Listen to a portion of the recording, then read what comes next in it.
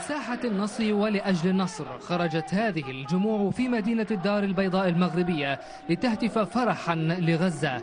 فلأول مرة منذ سنوات يشعر العرب من مشرقهم إلى مغربهم أنهم أرغموا العدو الصهيوني على أمر لم يكن ليتم لولا المقاومة. وهذه المسيرة تأتي في إطار تضامن مع الشعب الفلسطيني والتنديد بجرائم الكيان الصهيوني، لكن تأتي كذلك فرحا بالانتصار المقاومة وبما فرضته المقاومة على أرض الواقع. فنحن كلنا مبتهجين ومسرورين بهذا التحول الذي حدث. احنا وكذلك كنحيوا الشعب البيضاوي اللي كيشارك بشكل كبير في المسيرة التضامنية مع الشعب الفلسطيني، لأنه الشعب الفلسطيني وقضيته هي قضية وطنية وقضيتنا احنا. المسيرة التي رفعت خلالها أعلام فلسطين وصور رئيس الوزراء الفلسطيني إسماعيل هنية اعتبرت أن ما جرى في غزة تأكيد على دخول الصراع العربي الصهيوني في مرحلة جديدة. بدأت المعادلة تتغير وبدأت المقاومة تفرض توازن الرعب على الكيان الغاصب الذي اضطر أن يطلب الهدنة واضطر أن يقبل شروط المقاومة في هذه الهدنة.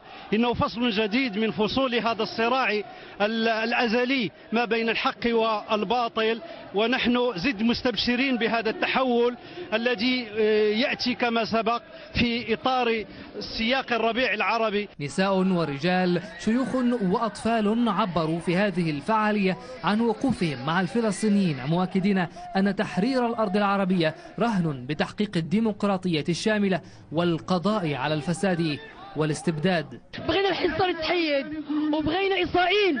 أنا بعدا كنتمنى الموت كل إسرائيلي. أنا واحد إنسان حاضر لإسرائيل. أنا حاضرة أنا والأبناء ديالي اليوم لمساندة الشعب الفلسطيني، لمساندة أطفال غزة، لندين الإسرائيليين ونقول للشعب العربي، الشعب العربي يجب أن يتحرك. احنا جينا لهنا باش نحتفلوا بالنصر ديال غزة، والأطفال ديال المغرب كيتضامنوا مع الأطفال ديال غزة. وختمت المسيرة بالتأكيد على أن الشعب المغربي يجرم كافة أشكال التطبيع مع الكيان الصهيوني، مطالبين بمحاكمة مجرمي الحرب الصهاينة الذين قتلوا آلاف الفلسطينيين وحاصروا قطاع غزة لسنوات.